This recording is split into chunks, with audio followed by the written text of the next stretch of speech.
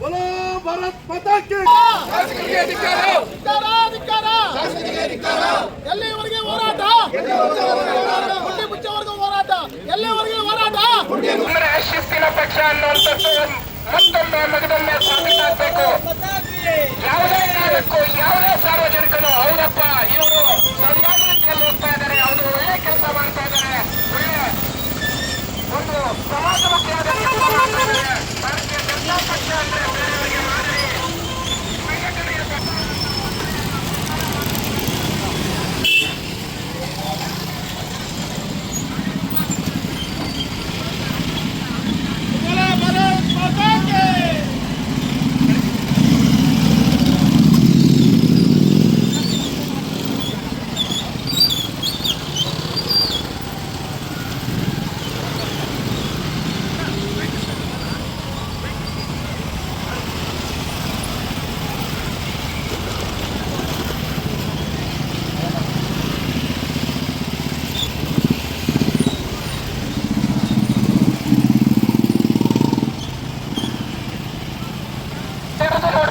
ಎಷ್ಟು ತೊಂದರೆ ಇದೆ, ಏನು ಕ್ಷೇತ್ರದಲ್ಲಿ ಎಷ್ಟರ ಮಟ್ಟಿಗೆ ತೊಂದರೆ ಅನುಭವಿಸ್ತಾ ಇದ್ದಾರೆ ಸಾರ್ವಜನಿಕರು ಅನ್ನುವಂಥದ್ದು ಅವರಿಗೆ ಗಮನಕ್ಕೆ ಬರಬೇಕು. ಅವರು ಈ ಕೂಡಲೇ ಏನು ಕಾರ್ಯಪ್ರವೃತ್ತರಾಗಿ ರಸ್ತೆಗಳನ್ನೆಲ್ಲ ಸರಿ ಮಾಡಬೇಕು.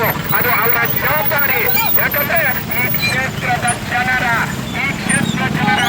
ಮತಗಳಿಂದ ಗೆದ್ದಂತ 3ನೇ ಬಾರಿ ಗೆದ್ದಂತ ಶಾಸಕರಾಗಿ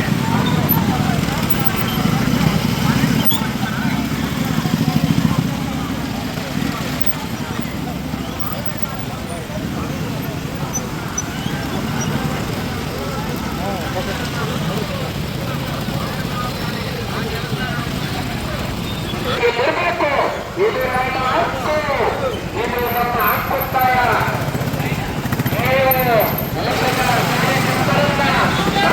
ಅಂದರೆ ಎಲ್ಲ ಗುಂಡಿನೇ, ರಸ್ತೆನೇ ಇಲ್ಲ. ಹಾಗಾಗಿ ಗುಂಡಿಯಲ್ಲಿ ರಸ್ತೆ ಹುಡುಕುವಂಥ ಕೆಲಸ ತಮ್ಮ ಮುಖೇನ ಈ ದಿನ ಮಾಡಿದ್ದೀವಿ.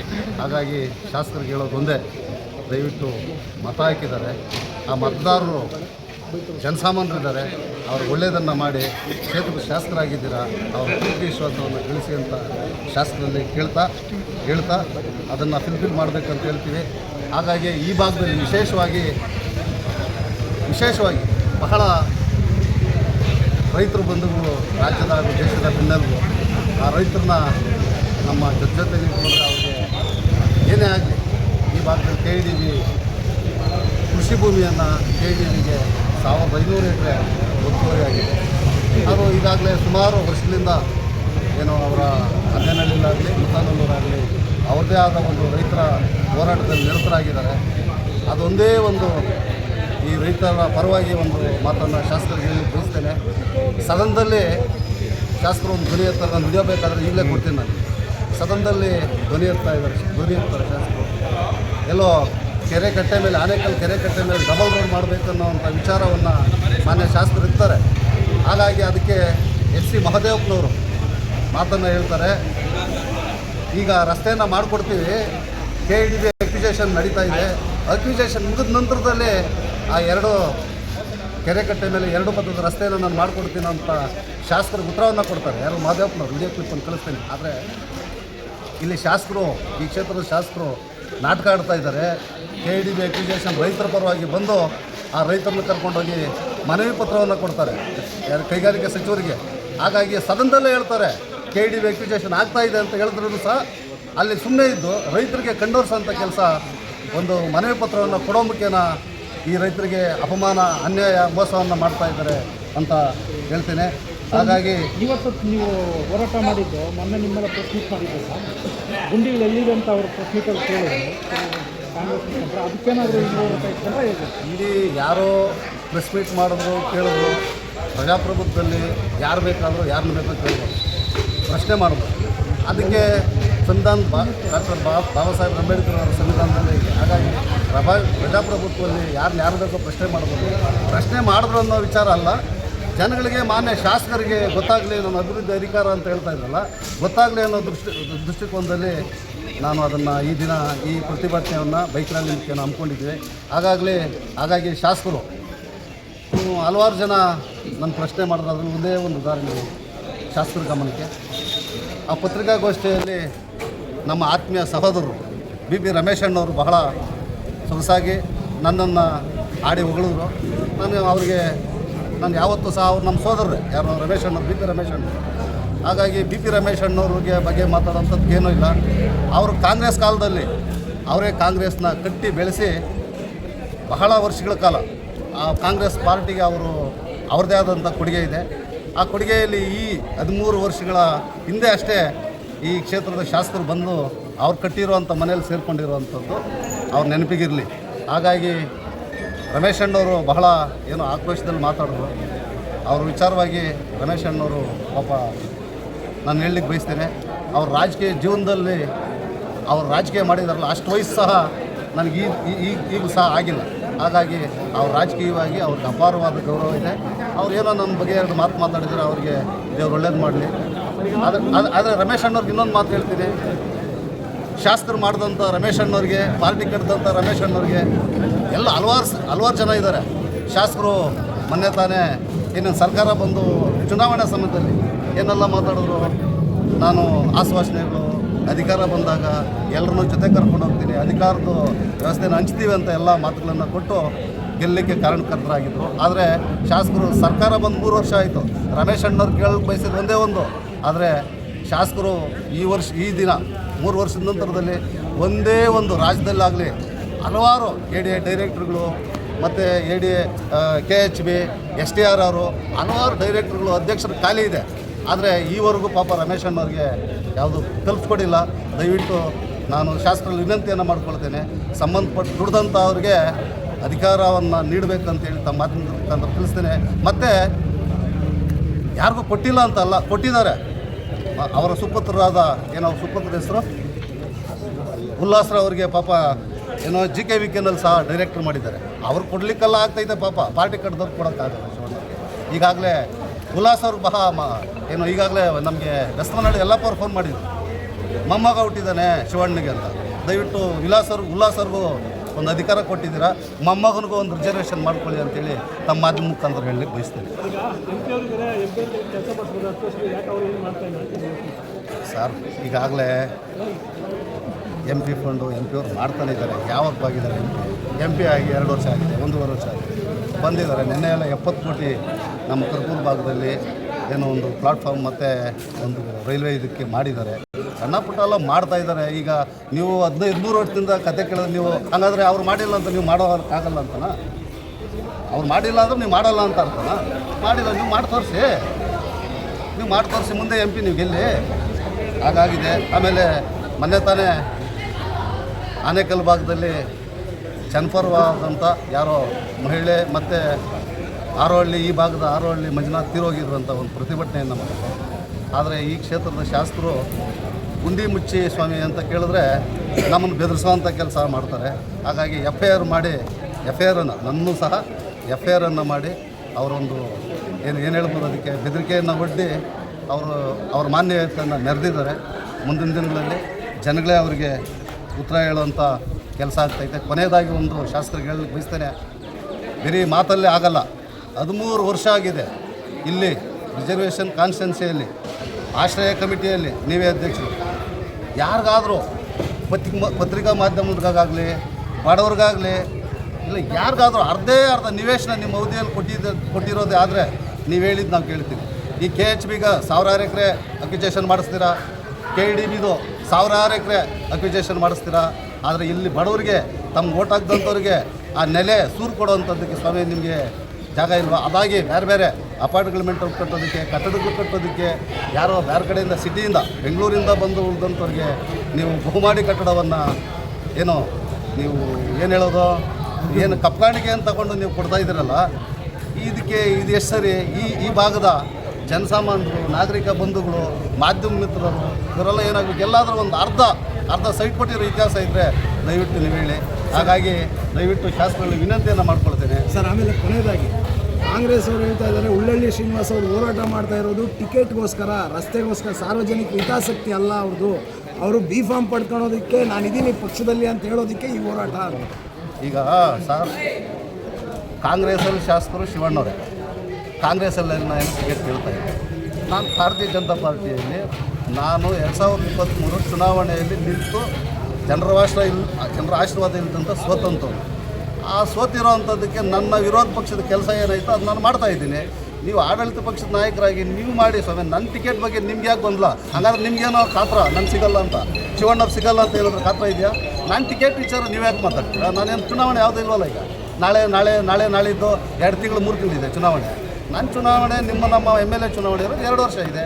2 ವರ್ಷದಲ್ಲಿ ಪಾರ್ಟಿ ತೀರ್ಮಾನ ಮಾಡ್ತೈತೆ. ಹಂಗಾದ್ರೆ ನಾನೇನು ಕಾಂಗ್ರೆಸ್ಸಲ್ಲಿ ಏನಾದರೂ ಕೇಳಬೇಕಾ ಟಿಕೆಟ್? ನನಗೆ ಅವಶ್ಯಕತೆ ಇಲ್ಲ. ನಾನು BJPಯಲ್ಲಿ ಟಿಕೆಟ್ ಕೊಟ್ಟರೆ ನಮ್ಮ ವರಿಷ್ಠರಿದ್ದಾರೆ, ರಾಜ್ಯಾಧ್ಯಕ್ಷರಿದ್ದಾರೆ, ಅಶೋಕ್ ಸಾಹೇಬ್ರು ಇದ್ದಾರೆ, ವಿರೋಧ ಪಕ್ಷದ ನಾಯಕರು, ಅವರೆಲ್ಲ ತೀರ್ಮಾನ ಮಾಡ್ತಾರೆ. ನೀವೇನು ನನ್ನ ತೀರ್ಮಾನ ಮಾಡಿ ಟಿಕೆಟ್ ಕೊಡಿಸೋಂಥ ಅವಶ್ಯಕತೆ ಬೇಕಾಗಿದೆ.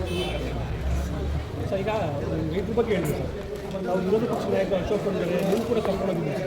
ಕೆಲವು ಕಡೆ ಅಲ್ಲಿ ಕೂಡ ಆಗಲಿಲ್ಲ ರೈತ ಸಮಸ್ಯೆ ಬಗ್ಗೆ. ಈಗ ಅವರು ಸಮಯವನ್ನು ಕೊಟ್ಟಿದ್ದಾರೆ, ವಿರೋಧ ಪಕ್ಷದ ನಾಯಕರು ಸಮಯವನ್ನು ಸಹ ಕೊಟ್ಟಿದ್ದಾರೆ.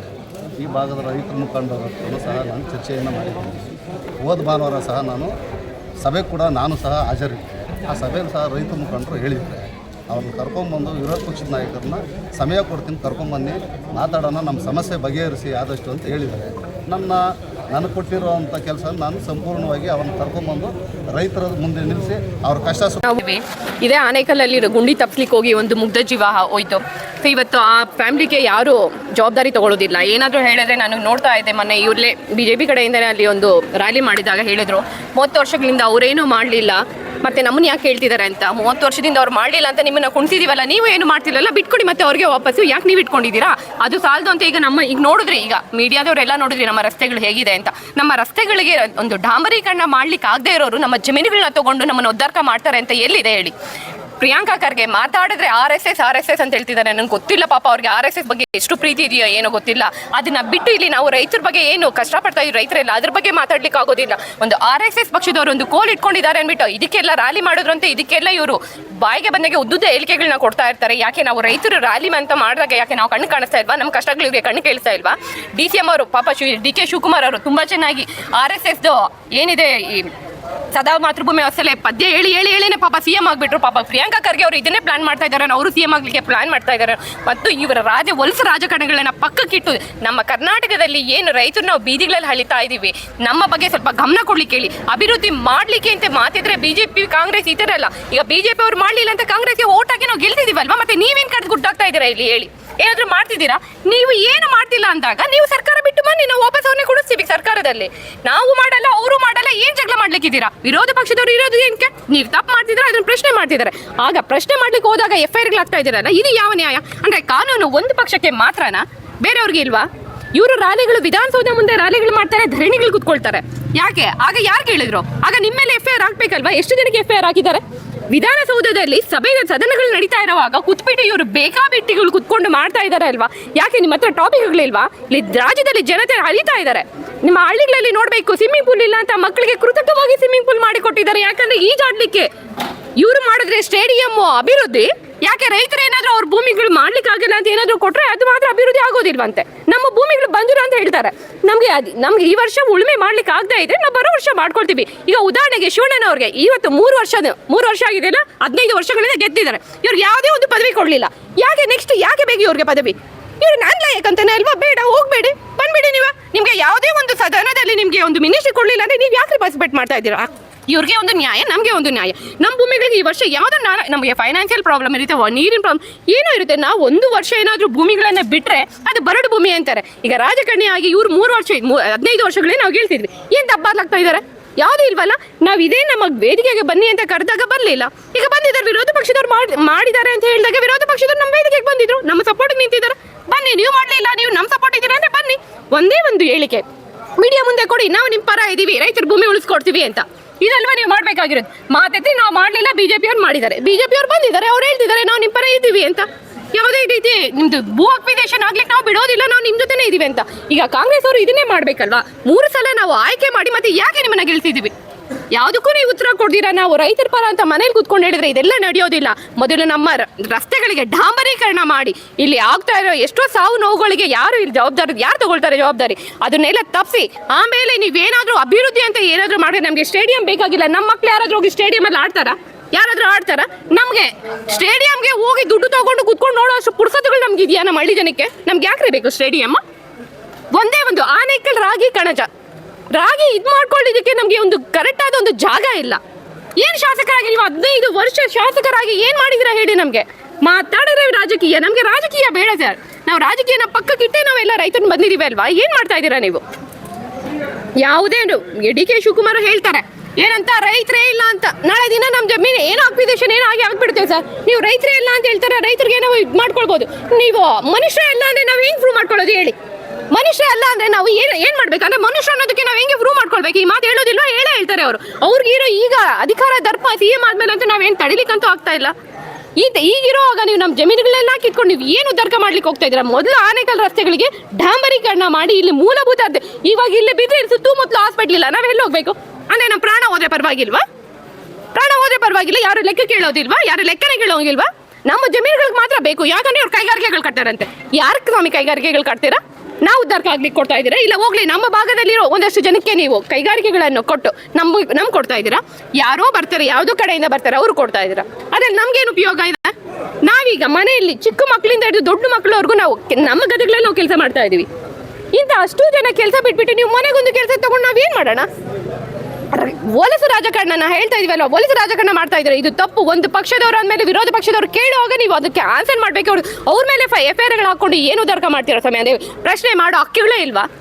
ಈಗ ನೀವೇನು ಬಿಡದಿ ಜಂಗಮಕೋಟೆಯಲ್ಲಿ ನೋಡ್ಬೇಕು, ಒಂದು ಹಸು ಸತ್ತೋಗಿದೆ ಅಲ್ಲಿ. ಯಾಕೆ? ರೈತರಲ್ಲಿ ಹೋರಾಟ ಮಾಡ್ತಾ ಇದ್ದಾರೆ. ಆ ರೈತನಿಗೆ ಯಾರು ನ್ಯಾಯ ಮಾಡ್ತಾರೆ? ಇವ್ರ ಥರ ಈಗ ಮಾತಾಡಿದ್ರೆ, ಈಗ ಡಿ ಕೆ ಶಿವಕುಮಾರ್ ಅವ್ರ ಮಗಳಿಗೆ ಹೇಳಿದ್ರು ಅಂದ್ಬಿಟ್ಟು ಈಗ ಕೈಗಾರಿಕೆ ಕಟ್ಲಿಕ್ಕೆ ಬರ್ತಿದ್ದಾರೆ ಅಲ್ವಾ? ಹಾಗಾಗಿ ನಮ್ಮ ಮಕ್ಕಳೆಲ್ಲ ನಾವು ಎಲ್ಲಿ ಕಳ್ಸೋಣ? ಬೀದಿಗೆ ಕಳ್ಸೋಣವಾ? ನಿಮ್ಮ ಮಗಳು ಕೇಳಿದ್ಲು ಅಂತ ನೀವು ಕೈಗಾರಿಕೆಗಳು ಇಲ್ಲಿ ಅಲ್ಲಿ ಜಾಗಗಳು ತಗೊಂಡು ಮಾಡ್ತಾ ಇದ್ದೀರಾ. ಮತ್ತೆ ರೈತರೆಲ್ಲ ಎಲ್ಲಿ ಹೋಗ್ಬೇಕು ಸ್ವಾಮಿ? ಈಗ ನಮ್ಮ ಮಕ್ಕಳು ಕೇಳ್ತಾ ಇದ್ದಾರೆ ನಮಗೆ ಭೂಮಿ ಬೇಕು ಅಂತ, ಮತ್ತೆ ನಾವೆಲ್ಲ ಎಲ್ಲಿ ಹೋಗೋಣ? ನಿಮಗೆ ವಂಶ ಪರಂಪರವಾಗಿ ರಾಜಕಾರಣ ಬೇಕು ಅಂತ ನೀವು ಕಾಂಗ್ರೆಸ್ ಅವರು ಇವತ್ತು ಕೂತಿದ್ದೀರಾ ಅಲ್ವಾ? ಹಾಗಾದ್ರೆ ನಾವು ವಂಶ ಪರಂಪರವಾಗಿ ಬರ್ತಿರೋ ಜಮೀನುಗಳು ನಮಗೆ ಬೇಡವಾ? ನಮ್ಮ ಭೂಮಿಗಳು ನಮಗೆ ಒಂದು ಋಣಾತ್ಮಕ ಸಂಬಂಧ ಇರೋದಾಗೆ ಅಲ್ಲೇ ನಮ್ಮ ದೊಡ್ಡವರನ್ನು ಅಲ್ಲೇ ನಾವು ಮಣ್ಣು ಮಾಡಿರ್ತೀವಿ. ಯಾಕೆ ನಮಗೆ ಆ ಭಾವನೆಗಳೆಲ್ಲ ಇರಬಾರ್ದಾ?